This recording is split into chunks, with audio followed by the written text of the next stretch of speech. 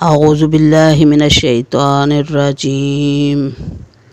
قرآن پاک صرف اردو زبان میں۔ سورہ بقرہ رکوع نمبر 5۔ اللہ کے نام سے شروع کرتی ہوں جو بہت مہربان اور نہایت رحم کرنے والا ہے۔ اے بنی اسرائیل، میری وہ نعمت یاد کرو جو میں نے تم پر انعام کی تھی، اور مجھ سے کیا ہوا وعدہ پورا کرو۔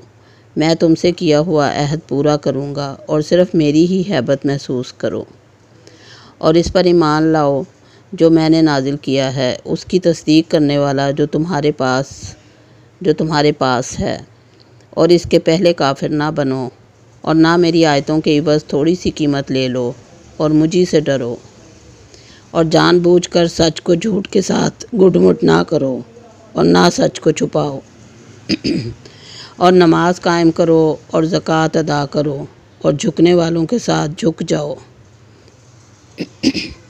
کیا تم لوگوں کو نیکی کی تلقین کرتے ہو اور اپنے آپ کو بھول جاتے ہو؟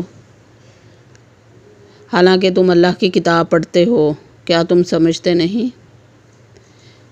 اور صبر اور نماز کے ذریعے سے مدد طلب کرو، اور یہ بات یقیناً مشکل ہے سوائے ان عاجز بندوں پر جو سمجھتے ہیں کہ وہ اپنے رب سے ملنے والے ہیں، اور یہ کہ وہ اسی کی طرف لوٹنے والے ہیں۔ صدق اللہ العظیم۔